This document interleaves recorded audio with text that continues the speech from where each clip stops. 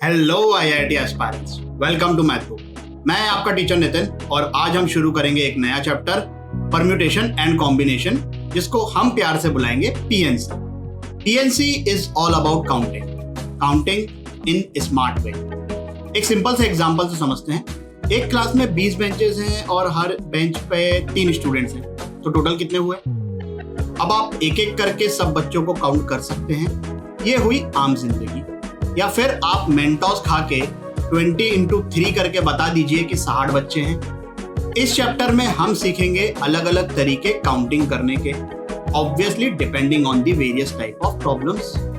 इस चैप्टर की सबसे अच्छी बात यह है कि हर प्रॉब्लम का आंसर आ जाता है, और इस चैप्टर की सबसे बुरी बात यह है कि हर प्रॉब्लम का आंसर आ जाता है। Confused? Let me explain. This chapter is game of thoughts.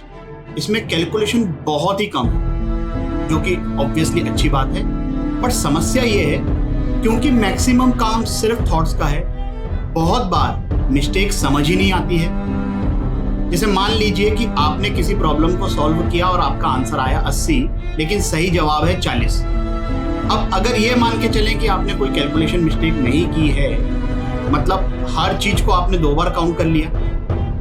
Count गलत किया ये इंपॉर्टेंट नहीं है, क्यों गलत किया ये इंपॉर्टेंट है। तो इसीलिए ये बहुत जरूरी है कि आप थॉट प्रोसेस को समझो। मैं इस चैप्टर में हर प्रॉब्लम के साथ अपना थॉट प्रोसेस एक्सप्लेन करूंगा। एज आई सेड कि कैलकुलेशन सिर्फ नाम का है। बेस्ड ऑन माय एक्सपीरियंस मैं ये भी बताऊंगा कि स्टूडेंट्स कहाँ ज्यादातर गलतियां करते हैं, जो कॉमन एरियाज हैं। आज का लेक्चर एकदम बेसिक होगा, बट इट्स कंसेप्चुअली इंपॉर्टेंट। बिल्कुल लाइटली मत लेना। एकदम से चीजें टफ होगी और थोड़ा सा भी ओवर कॉन्फिडेंस में आए तो ये चैप्टर हाथ से निकल जाएगा भाई, और इसमें यूजुअली कमबैक नहीं होता। नजर हटी दुर्घटना घटी। एकदम बढ़िया से फील लेकर पढ़ाऊंगा मैं इस चैप्टर को, और आप भी उसी फील के साथ पढ़िए, क्योंकि this is one of the most interesting chapter of your entire syllabus. तो पीएनसी की फ्लाइट उड़ने को तैयार है।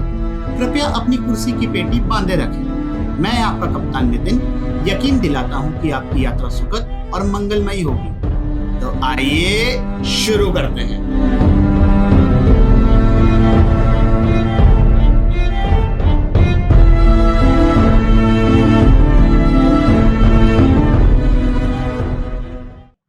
चलिए, तो पहले जो हमारे चैप्टर का नाम है उन टर्म्स का मतलब समझते हैं। Permutation, arrangement. Permutation means arrangement in a definite order of things which may be all different और some alike some non alike, taking all और सम एट अ टाइम। समझ में आया क्या? नहीं समझ में आया? ऑब्वियसली नहीं समझ में आएगा, बहुत ही वियर्ड सी डेफिनेशन है। एग्जाम्पल से समझते हैं। Consider 3 different objects ABC, number of arrangement taking all at a time. All different, taking all. तो भाई हमारे पास ये 3 ऑब्जेक्ट्स हैं, ABC, तीनों अलग अलग हैं। अगर इन तीनों को मैं अरेंज करूं तो कितने अरेंजमेंट बन जाएंगे? यहां पर ये 6 अरेंजमेंट लिखे हुए हैं। पॉइंट इज कि अगर ये 3 हैं तब तो हमने मैन्युअली लिख के कर लिया। बहुत ज्यादा होंगे तब क्या करेंगे? ऑब्वियसली उन सब चीजों को पढ़ेंगे धीरे धीरे, है ना। पहले तो इस डेफिनेशन का मीनिंग हम समझ रहे हैं। फिर ये एक केस हो गया जब मैंने ये 3 डिफरेंट ऑब्जेक्ट्स को, तीनों को ही ले लिया। फिर ये 3 डिफरेंट ऑब्जेक्ट्स में से हम 2, यहां पर 2 होना चाहिए था, ये प्रिंटिंग मिस्टेक हो गई है भाई। चलिए sorry Shaktimaan. Number of arrangements taking 2 eight a time. अब मेरे पास ये 3 ऑब्जेक्ट्स हैं ABC, इनमें से 2-2 को लेकर मुझे अरेंज करना है। तो ये हो सकता है कि पहले मैंने A और B, इन 2 ऑब्जेक्ट को सिलेक्ट किया। अरेंजमेंट क्या हो जाएंगे? AB BA। फिर B और C को लिया तो BC CB। फिर A और C को लिया AC CA। यहां पर भी 6 अरेंजमेंट हो रहे हैं यहाँ पर भी 6 हुए, बट इट्स जस्ट कोइंसिडेंस। ऐसा नहीं है कि हमेशा ऐसा होगा, याद मत करना चीजों को भाई। फिर यहां पर लिखा हुआ है सम अलाइक सम नॉन अलाइक, तो ये हो गया सम अलाइक सम नॉन अलाइक वाला केस। यहां पर ये जो 3 ऑब्जेक्ट्स हैं उनमें से ये दोनों सेम हैं, ए, और ये एक तीसरा अलग है। ऑल अलाइक क्यों नहीं बात करते हैं इसके बारे में, क्योंकि अगर सबके सब सेम हो गए तब तो अरेंजमेंट का कोई मतलब ही नहीं होता है भाई। तीनों अगर ए हो गए तो तुम कैसे भी उसको अरेंज कर लो, वो ए वही दिखेगा, तब उसमें नंबर ऑफ अरेंजमेंट सिर्फ एक ही होगा। तो it's not an interesting thing. ऐसा नहीं है कि हो नहीं सकते, होंगे, देखेंगे उसके बारे में भी, but interesting are when we have all different और some alike some non alike. अब इनमें से अपन ने तीनों को ले लिया, taking all at a time, तो ये 3 पॉसिबिलिटीज हमारे पास आ गई, AAC, ACA, CAA। फिर ये जो 3 हैं जिसमें ये 2 अलाइक हैं और एक नॉन अलाइक है, इसमें अब हम दो को लेके कॉम्बिनेशन बना रहे हैं। यहाँ पे सही लिखा हुआ है। तो पहले इन दोनों को ले लिया, तो इनका एक ही अरेंजमेंट होगा भाई, ए दोनों सेम है ना, तो आगे पीछे करके लिखो, इवेंचुअली तो आपको यही देखने को मिलेगा, डबल ए। फिर ए और सी ले लिया, तो AC CA। अब तुम ये वाले ए के साथ सी का कॉम्बिनेशन लो या ये वाले ए के साथ सी का कॉम्बिनेशन लो, बात तो सेम है। यहां पर हम बात कर रहे हैं डिफरेंट अरेंजमेंट्स की। तो ये डेफिनेशन समझ में आ गई भाई। सब चीजों का मतलब मैंने कवर कर लिया है, ऑल डिफरेंट वाला भी कवर कर लिया, some alike some non alike वाला भी कवर कर लिया, taking all at a time, taking some at a time, सब चीजें समझ में आ गई। ठीक है भाई, चलिए फिर आगे बढ़ते हैं, कॉम्बिनेशन के बारे में समझते हैं। Combination refers to a situation where order of occurrence doesn't matter. मतलब कॉम्बिनेशन के हिसाब से ABC, BCA, CAB ये सब सेम है। यहां पर भी 3 ऑब्जेक्ट्स हैं और वही 3 यहां पर भी हैं, वही 3 यहां पर भी हैं। Order of occurrence does not matter. भाई हमको पता है कि परम्यूटेशन में अरेंजमेंट के बारे में बात हो रही है, कॉम्बिनेशन में सिर्फ सिलेक्शन के बारे में बात हो रही है। क्वेश्चन आया हमारे सामने, कई बार स्टूडेंट्स कंफ्यूज हो जाते हैं, तो ये कंफ्यूजन कैसे दूर करें? परम्यूटेशन लें कि कॉम्बिनेशन लें, ये समझना है हमें। एक तो बाय लैंग्वेज ऑफ क्वेश्चन, यहां पर मैंने सैंपल के लिए ये लिख लिया है, select 3 boys out of 5 for a cricket team. अब 5 में से 3 को सिलेक्ट करना है। अब तुमने सिलेक्ट किए अमर, अकबर, एंथोनी को। क्या ये पहली वाली लाइन में इस बात से कोई फर्क पड़ता है कि पहले मैंने अमर को सिलेक्ट किया कि पहले एंथोनी को सिलेक्ट किया? अब यही मैं क्वेश्चन की लैंग्वेज थोड़ी सी चेंज कर देता हूं। Select 3 boys out of 5 for a cricket team, the first one will be captain, second को वाइस कैप्टन बनाएंगे और थर्ड को विकेट कीपर बनाएंगे। अब तुम सोचो कि क्या इस बात से फर्क पड़ता है कि पहले मैंने अमर को सिलेक्ट किया कि एंथोनी को सिलेक्ट किया? ऑब्वियसली फर्क पड़ता है। तो यहां पर क्या हुआ, ये जो लैंग्वेज है ना क्वेश्चन की, वो चेंज हो गई। अगर एग्जामिनर ने आपको ये बोल दिया है कि भाई मेरे को तो अरेंजमेंट से फर्क नहीं पड़ता है, तो खत्म बात, हमें अपना दिमाग लगाना ही नहीं, नहीं पड़ता है तो नहीं पड़ता है, जो एग्जामिनर बोलेगा वो हम करेंगे। दूसरी चीज है common sense. Common sense is seriously complex. Common sense से हमको समझना है कि क्या फर्क पड़ेगा कि नहीं पड़ेगा। जैसे मान लो कि मैंने 3 बॉल्स दी, रेड, ब्लू, ग्रीन, अलग अलग कलर की है, तो अगर मैं उसको ऐसे लाइन में अरेंज करूं तो सोचो कि क्या रेड फिर ब्लू फिर green is different from green blue red? Obviously it is different. लेकिन वहीं अगर मैं 3 मार्बल्स जो होते हैं ना, गोटियां, गोटी गोटी गोटी गोटी, तो वो जो गोटियां होती है खेलने वाली, वो उनके बारे में बात करूं तो yes they are different, but देखकर कभी भी हमें नहीं समझ में आता है कि यार उनमें डिफरेंस क्या है। हाँ, कभी कभी होता है कि किसी का वो अंदर का बड़ा प्यारा सा लगता है, ब्लू कलर का इफेक्ट आता है, किसी में ग्रीन कलर का इफेक्ट आता है, किसी में येलो कलर का इफेक्ट आता है, but yes they are more और less one and the same thing until and unless it is not spoken in the question. तो उस केस में तुम सोचो कि क्या अरेंजमेंट से फर्क पड़ेगा? या लेट्स से कि अपन ह्यूमन बीइंग्स के बारे में बात कर रहे हैं, अमर, अकबर, एंथनी, ये 3 हो गए। अमर, फिर एंथनी, फिर अकबर, अमर, फिर अकबर, फिर Anthony. Yes, they are different. वहीं अगर मैं 3 एनिमल्स के बारे में बात करूं, all the animal lovers please don't get offended, मैं एग्जाम्पल के लिए बोल रहा हूं, गुस्ताखी के लिए माफी चाहूंगा। तो अगर 3 सेम टाइप के डॉग्स, वो कोई सा भी एक ले लो, मतलब नाम वाम मेरे को थोड़ा कम पता है, तो वो सेम टाइप के, मतलब लाइक उनके बारे में अगर बात करें तो yes they are kind of same, है ना। तो वहां पर अरेंजमेंट से फर्क नहीं पड़ेगा। भावनाओं को समझ रहे हो ना। तो ये हमको फिगर आउट करना है अपने कॉमन सेंस से कि कहां पर अरेंजमेंट से फर्क पड़ेगा और कहां पर अरेंजमेंट से फर्क नहीं पड़ेगा। और ये चैलेंजिंग पार्ट है भाई, ये तो बहुत सिंपल है, चैलेंजिंग पार्ट तो है, common sense is seriously complex. तो आगे बढ़ते हैं। PNC is all about counting. Counting के लिए हमारे पास है फंडामेंटल प्रिंसिपल ऑफ काउंटिंग। इसमें हमारे पास 2 फंडामेंटल प्रिंसिपल्स हैं, पहला है मल्टीप्लिकेशन, दूसरा है एडिशन। ये दोनों में भी बच्चे बहुत कंफ्यूज होते हैं, मैं समझाता हूं आराम से, मल्टीप्लिकेशन के बारे में समझाता हूं। If there are m ways of completing an event and n ways of completing next event, then the total number of ways of completing both the events in succession are m into n। मतलब एक हमारे पास काम है, उस काम का पहला पड़ाव m वेज में कंप्लीट हो रहा है, उस काम का सेकंड पड़ाव n वेज में कंप्लीट हो रहा है। तो उस पूरे काम को कंप्लीट करने के हमारे पास कितने तरीके होंगे, m into n। Step 1 can be completed in m ways, step 2 can be completed in n ways, total number of ways completing the entire work is m into n। This is step 1 and step 2।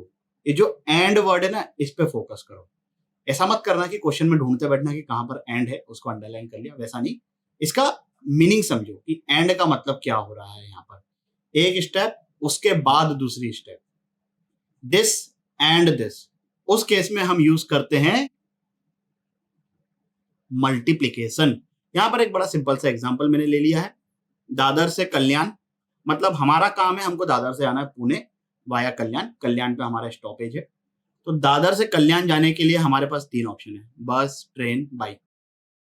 कल्याण से पुणे जाने के लिए हमारे पास 2 option है, express way से जाएंगे तो वहां पे बाइक चलती नहीं है, सो बस और ट्रेन, ये 2 ऑप्शन है। हमारा काम क्या है, पूरा दादर से पुणे जाना। तो टोटल ये जो काम है ये कितने वेज में कंप्लीट होगा।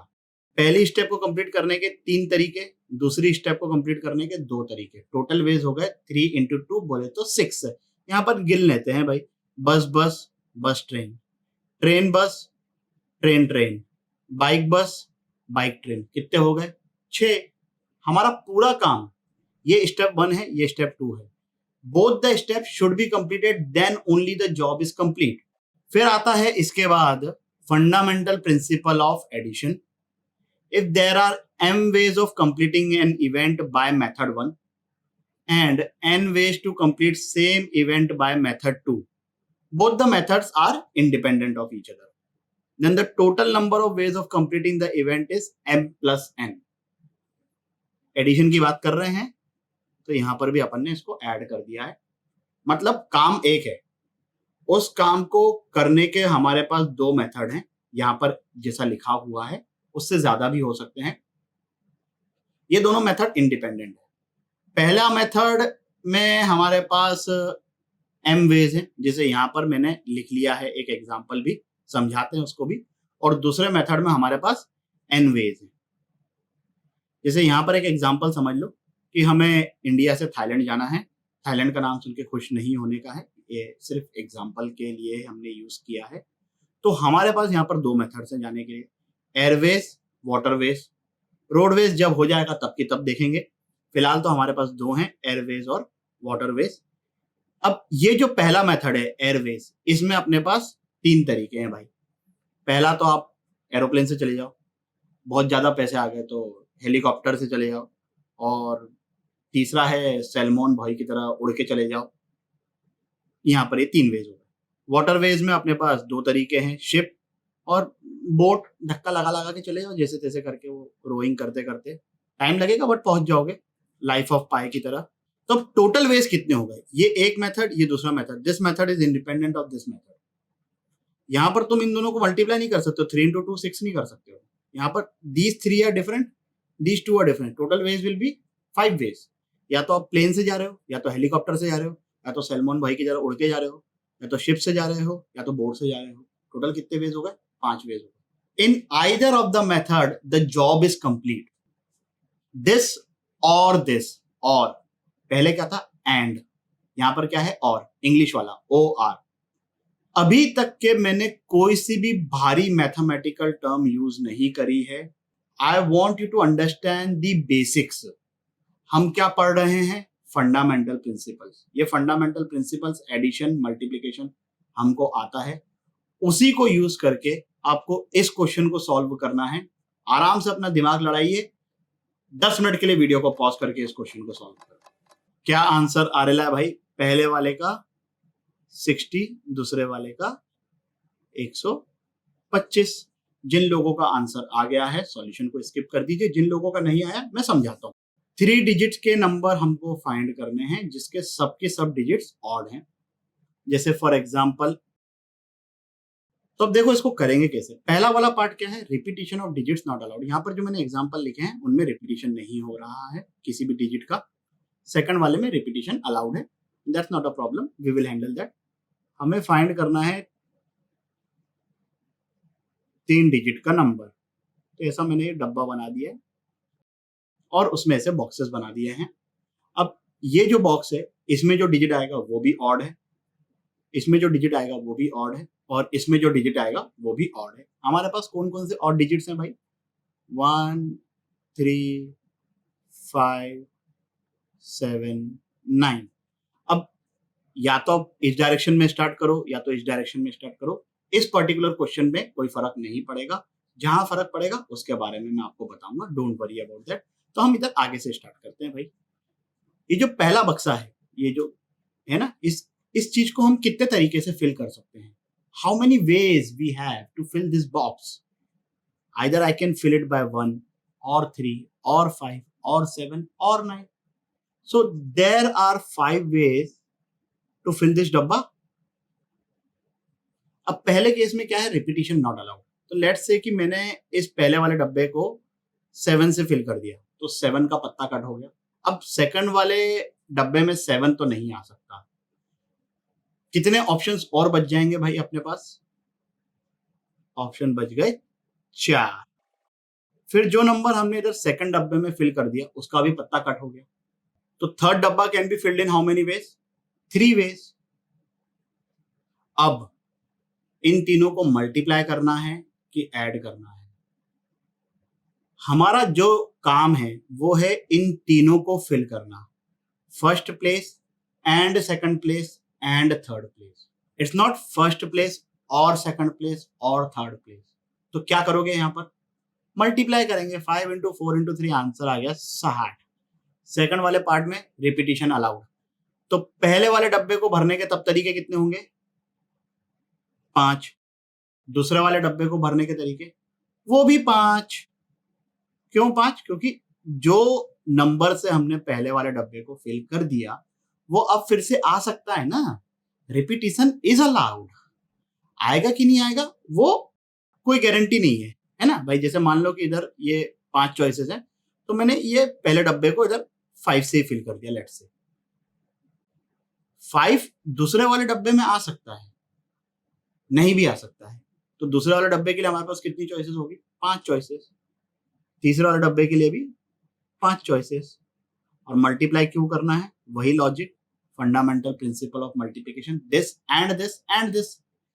अभी इस प्रॉब्लम को अगर आप इस तरीके से सॉल्व करते कि हम पीछे से बॉक्सेस को फिल करना शुरू कर रहे हैं, तो लास्ट वाले बॉक्स को फिल करने के 5 तरीके, इधर फिल करने के 4 तरीके, इधर फिल करने के 3 तरीके, eventually it would be 3 into 4 into 5, answer वही आता। सो एज आई सेड कि इस पर्टिकुलर क्वेश्चन में स्टार्ट इस डायरेक्शन में करो या इस डायरेक्शन में करो, कोई फर्क नहीं पड़ेगा, लेकिन अगले वाले क्वेश्चन में फर्क पड़ेगा। तो चलिए फिर इस क्वेश्चन को सॉल्व करिए, 5 मिनट के लिए वीडियो को पॉज करके क्या आंसर आया भाई? पहले वाले का आंसर 48, दूसरे वाले का आंसर 100। इस बार हमें फिल किससे करना है? सबकी सब डिजिट्स इवन होने चाहिए। इवन डिजिट्स हमारे पास कौन कौन से हो गए? 0, 2, 4, 6, 8। डिजिट्स तो अभी भी 5 है। पिछली बार भी डिजिट्स 5 थे। 3 डिजिट के नंबर ही फाइंड करने थे। आंसर अलग अलग आया। क्यों आया? क्योंकि भैया ये जो जीरो है ना, ये जीरो बहुत ही मतलब मजेदार चीज है। जीरो फर्स्ट प्लेस पे नहीं आ सकता। अगर वो फर्स्ट प्लेस पे आ गया तब वो नंबर 3 डिजिट का नहीं होगा, तब वो 2 डिजिट का हो जाएगा इस वाले केस में। और इसमें तो हो सकता है कि 000 ही आ जाए। तो भाई ऐसा है कि पहले तो हम डब्बा बना लेते हैं।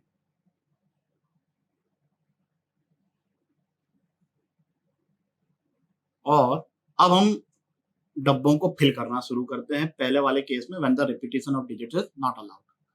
तो पहली प्लेस को फिल करने के हमारे पास कितने तरीके हैं? ये जीरो से फिल नहीं कर सकते। हमारे पास सिर्फ 4 ऑप्शन हैं।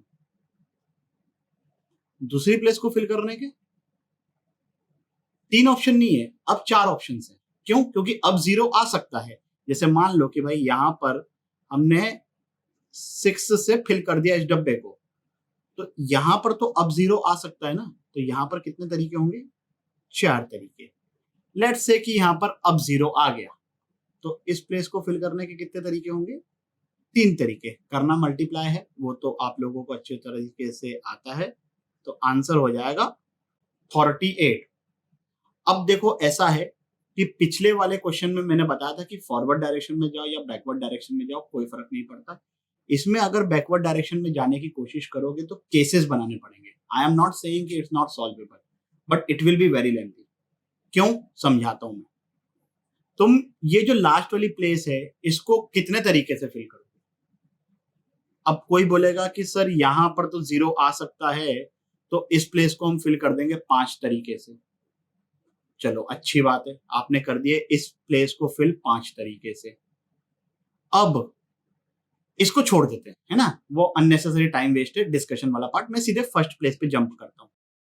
अब अगर ये लास्ट वाली प्लेस पे आपने जो 5 तरीकों से नंबर को प्लेस किया है, उसमें अगर बाय चांस, चलो पहले डब्बा बना लेता हूं मैं। तो इस प्लेस को हमने 5 तरीके से फिल किया। मान लो कि यहां पर वो जो 5 तरीके से तुमने फिल किया है उसमें यहां पर जीरो आ गया, तो अब ये फर्स्ट प्लेस को फिल करने के कितने तरीके होंगे? जीरो तो हमारे पास खत्म हो गया, तो इसको फिल करने के हमारे पास तरीके हो जाएंगे 4। लेकिन अगर जो 5 तरीकों से तुमने लास्ट वाले डब्बे को फिल किया है उसमें यहां पर लेट से 2 आता, मैं बीच वाले की तो बात ही नहीं कर रहा हूं, ये तो अलग फिर कंफ्यूजन क्रिएट करेगा। अभी तो हम सिर्फ सिंपल तरीके से समझने की कोशिश कर रहे हैं। तो यहां पर 2 अगर आ गया तो यहां पर जीरो नहीं आ सकता। 2 ऑलरेडी यहां पे खत्म हो गया है, जीरो आ नहीं सकता। कितने ऑप्शन बचते? 3 ऑप्शन बचते। तो अगर आप लोग बैकवर्ड डायरेक्शन से इस चीज को स्टार्ट करने की कोशिश करोगे तो पंगा क्या होगा कि भाई यहां पर कौन सा नंबर आया है, उसके बेसिस पर ये डिसाइड करना पड़ेगा कि यहां पर कितनी चॉइसेस हैं, और यहां पर कौन सा नंबर आया है उसके बेसिस पर डिसाइड करना पड़ेगा कि फर्स्ट प्लेस पे कितनी चॉइसेस हैं। जबकि यहां पर जब मैं फॉरवर्ड डायरेक्शन में जा रहा हूं, कोई फर्क नहीं पड़ता है कि यहां पर कौन सा नंबर आया, बस मुझे इतना पता है कि यहाँ पे जीरो नहीं आ सकता। इन 4 में से कोई सा भी फिल कर दो, 2, 4, 6, 8, जो आपकी मर्जी हो। बाद वाले के लिए तो 4 ऑप्शन ही बचेंगे, उसके बाद के लिए 3 ऑप्शन ही बचेंगे। समझ में आ रही है बात? चलिए अब ये रिपीटिशन अलाउड के बारे में बात कर लेते हैं। तो पहली प्लेस को फिल करने के 4 तरीके होंगे, क्योंकि जीरो तो अभी भी नहीं आ सकता। दूसरी प्लेस को फिल करने के 5 तरीके, क्योंकि अब जीरो आ सकता है। तीसरी प्लेस को फिल करने के फिर से 5 तरीके, 4 इंटू 5 इंटू 5 दैट इज 100। आगे बढ़ते हैं अगले क्वेश्चन की तरफ। चलिए फिर इस क्वेश्चन को सॉल्व करिए 5 मिनट के लिए वीडियो को पॉज करके। क्या आंसर आ रहा है? 630। जिन लोगों का ये आंसर आ गया है सॉल्यूशन को स्किप कर दीजिए। Find the number of 5 digit numbers which ends with 23 और 60। चलिए 23 का एक एग्जांपल लिखा हुआ है, 60 का एक एग्जांपल लिखा हुआ है। Repetition of digits not allowed. तो 5 डिजिट का नंबर बनाना है जिसमें आखिरी में तो हमारे पास आ गया 8। 23। अब हमें ये 3 प्लेसेस को फिल करना है। रिपीटिशन अलाउड नहीं है। हमारे पास नंबर कौन कौन से हैं? 0, 1, 2 और 3 तो ऑक्यूपाई हो गए। 4, 5, 6, 7, 8, 9। तो ये फर्स्ट प्लेस को अपन कितने तरीके से फिल कर सकते हैं? 0 आ नहीं सकता, बचे कितने? 7। इस प्लेस को फिल करने के तरीके फिर से 7, क्योंकि अब तो 0 आ सकता है। इस प्लेस को फिल करने के तरीके 6। इस पार्ट का आंसर हो गया 7 × 7 × 6 294। और क्या पॉसिबिलिटी बनती है कि आखिरी में या तो 60 हो, तो ये आखिरी में तो 60 आ गया। अब 0 यहां पर ऑलरेडी ऑक्यूपाई हो गया है, तो हमारे पास जो डिजिट्स बच जाएंगे वो कौन कौन से हैं? हमारे पास ये डिजिट्स हैं 8, और 8 केपेबल हैं to be filled in the first place. This place now can be filled in how many ways? 7 ways. This place can be filled in 6 ways. 336। अब यहां पर क्या लिखा हुआ है? 23 और 60। आखिरी में 23 आया तब भी हमारा जॉब कंप्लीट है, आखिरी में 60 आया तब भी हमारा जॉब कंप्लीट है।